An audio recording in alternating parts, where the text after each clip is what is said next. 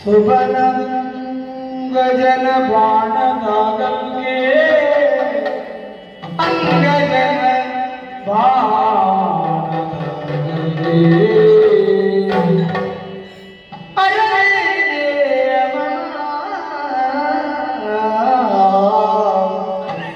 ಇವಳ್ಯಾರಿಲ್ಲದೆ ಮಂಜುಳಗ ಮಂಜುಳಗ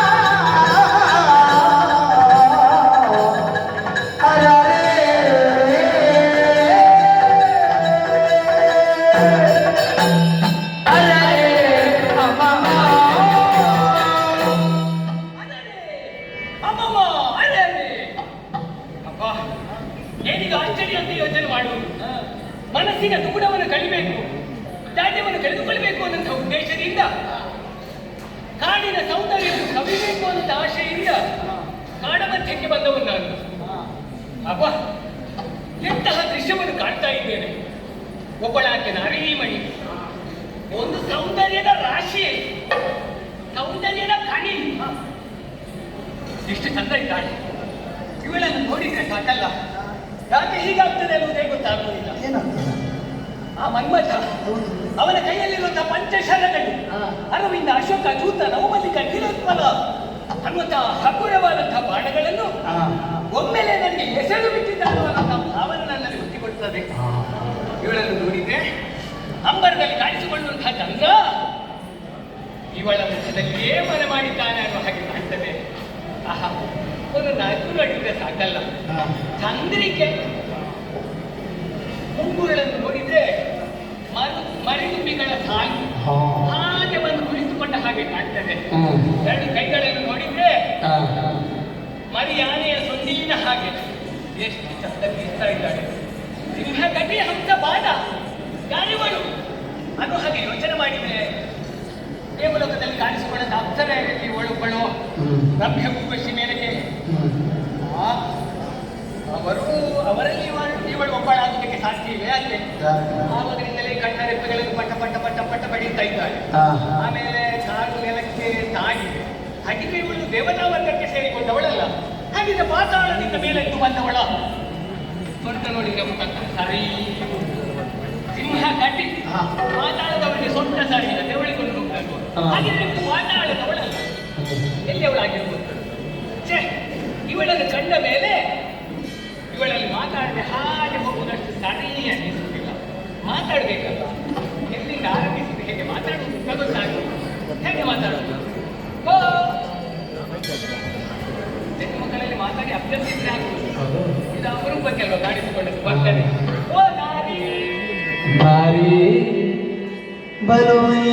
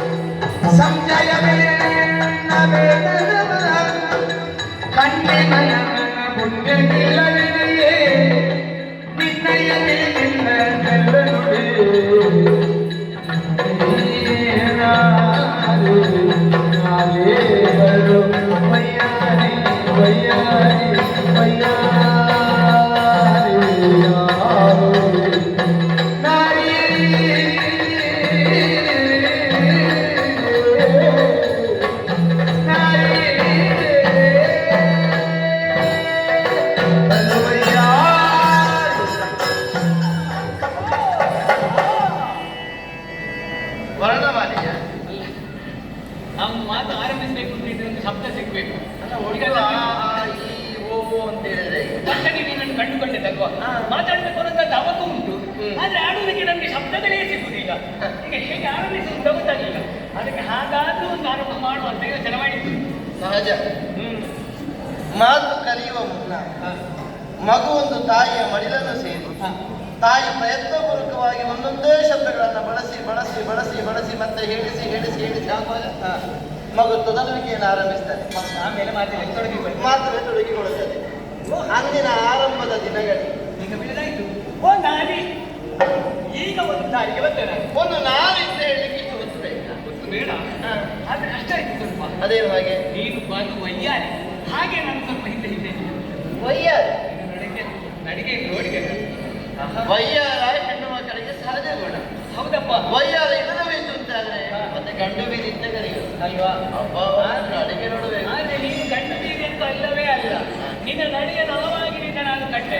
ನಿನ್ನ ಒಂದು ನಡೆ ಕಟ್ಟರೆ ಸಾಕಲ್ಲ, ಎಷ್ಟು ಚಂದ ಒಂದು ಆನೆಯ ನಡಿಗೆ ಹಾಗೆ ಹೆಜ್ಜೆಯ ಮೇಲೆ ಆನಗಳಿಗೆ ಮಂತ ಗಮನ ತಿಳಿಸುವ ಹಾಗೆ ಹಾಗೆ ಮಂತ ಮಂತವಾಗಿ ನೀನು ನಡೆಯುವಂತ ದೃಶ್ಯವನ್ನು ಕಾಣುವಾಗ ಮಂದಯಾನೆ ಅಂತ ಯಾನೆ ನಿನ್ನ ನಗುವನ್ನು ಕಂಡ್ರೆ ನಿನ್ನ ಬಿಟ್ಟು ಹೋಗಿಗೆ ಮನಸ್ಸು ಬರಲಿಲ್ಲ. ಅದೇನು ಹಾಗೆ? ಒಂದೆರಡು ಮಾತಾಡಬೇಕು ತಾಯಿ ಅಷ್ಟೇ.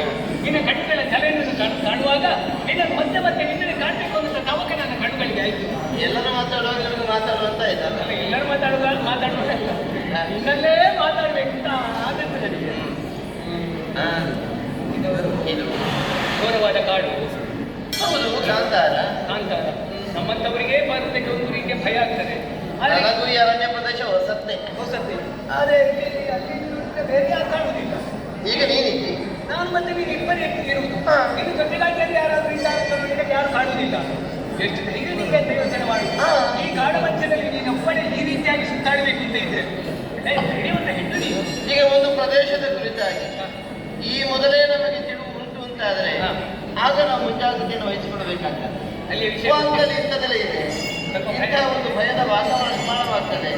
ಇದು ಹಾಗೇನೂ ಇಲ್ಲ. ಹೊಸ ಪ್ರದೇಶ, ಹೊಸ ಪ್ರದೇಶ, ಯಾವ ವಿಷಯವೂ ಗೊತ್ತಿಲ್ಲ, ಬಂದು ಹೋದ ಅನುಭವ ಇಲ್ಲ.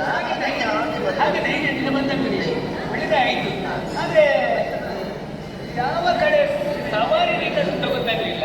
ಸವಾರಿ? ಹೌದು, ಬಂದದ್ದು ಯಾವ ಕಡೆಯಿಂದ, ಇನ್ನೆಲ್ಲಿಗೆ ಸವಾರಿ ನಿನ್ನದು, ಆಮೇಲೆ ನಿನ್ನನ್ನು ಇನ್ನಷ್ಟು ತಿಳಿದುಕೊಳ್ಬೇಕು ಅನ್ನೋ ಕುತೂಹಲ ಉಂಟು ನನಗೆ. ಇನ್ನಷ್ಟು? ಹೌದು. ಅಂದ್ರೆ ನೀನು ಎಲ್ಲಿಂದ ಬಂದದ್ದು, ನಿನ್ನ ಅಪ್ಪ ಯಾರು, ನಿನ್ನ ಅಮ್ಮ ಯಾರು, ಅಣ್ಣ ಇದ್ದಾಳ, ತಂಗಿ ಇದ್ದಾಳ, ಅವರಿಗೆ ಮದುವೆ ಆಗಿದ, ಮದುವೆ ಆಗುವುದಕ್ಕೆ ನೀನು ಬಳಿಯುವುದ ಅಥವಾ ನಿನಗೆ ಆಗಿದ, ಮನೆಗೆ ಹೋಗುವ ದಾರಿ ಯಾವ ಕಡೆಯಿಂದ ಎಲ್ಲವನ್ನು ತಿಳಿದುಕೊಳ್ಬೇಕು ಅನ್ನೋ ಕುತೂಹಲ ಉಂಟು. ನನ್ನ ಕುತ್ತಿಗೆ ನೋಡು, ಕಾಣುತ್ತಿಲ್ಲ, ಕಪ್ಪು ಸರ ಕಾಣುತ್ತಿಲ್ಲ. ಈಗ ನಮ್ಮ ಸರ ಕಾಣುತ್ತಿಲ್ಲ, ಕಾಣುವುದು ಮತ್ತೆ ಎಂಥದ್ದು ಪುಣ್ಯ? ಆಗಿಲ್ಲ ಅಂತ ಎಲ್ಲ ಪ್ರಶ್ನೆ ಸರಿ, ಮದುವೆ ಆಗಿದೆ ಅನ್ನೋ ಒಂದು ಪ್ರಶ್ನೆಯನ್ನು ಮಾತ್ರ ಇಲ್ಲ. ಅದೇ ಬೇಕಾದ್ದು ನನಗೆ. ಒಟ್ಟು ನಿನಗೆ ಲೋಕ ಇಲ್ಲ ಅಂತ ಆಗಿದೆ. ಈಗ ಮಗ ಆಗಲಿಲ್ಲ ಅಂತ ಆಯ್ತು, ಈಗ ಆಗಲಿಲ್ಲ ಅಂತ ಹೇಳಿದ್ರೆ ನನಗೆ ಲೋಕ ಇಲ್ಲ ಅಂತ ಆಯ್ತು. ಅರ್ಥ ಆಯ್ತು ನನಗೆ. ಈ ಮೊದಲು ಹೆಣ್ಣು ಮಕ್ಕಳು ನೋಡಿ ಮಾತಾಡಿಸುವಾಗ ಒಂದು ದಾಕ್ಷಿಣ್ಯ, ಒಂದು ರೀತಿಯ ಅಂಜಿಕೆ, ಏನೋ ಏನು ಎಂದು ತಿಳಿಸಿದ್ದಾರೆ ಏನು ಹಾಗೆಲ್ಲ ಆಗುತ್ತೆ ಸಹಜ. ಹೇಗೆ ಮಾತಾಡಬೇಕು, ಹೇಗೆ ದಾರಿ ಬರ್ತದೆ ಆದ್ರೆ ಬೆಳ್ಳಿದರೆ ಪ್ರಯತ್ನಪೂರ್ವಕವಾಗಿ ಯಾರು ಏನು ಎಂತ ಎಲ್ಲಿಂದ ಬಂದದ್ದು ತಂದೆ ತಾಯಿಗಳಾಗ ಇವೆಲ್ಲವನ್ನು ತಿಳಿದುಕೊಳ್ಳಬೇಕೆನ್ನುವ ಆಕಾಂಕ್ಷೆ ನಿನಾಗ್ತದೆ. ಒಂದು ಕುತೂಹಲ ಹೌದಯ್ಯ, ಹೇಳದ ಮತ್ತೆ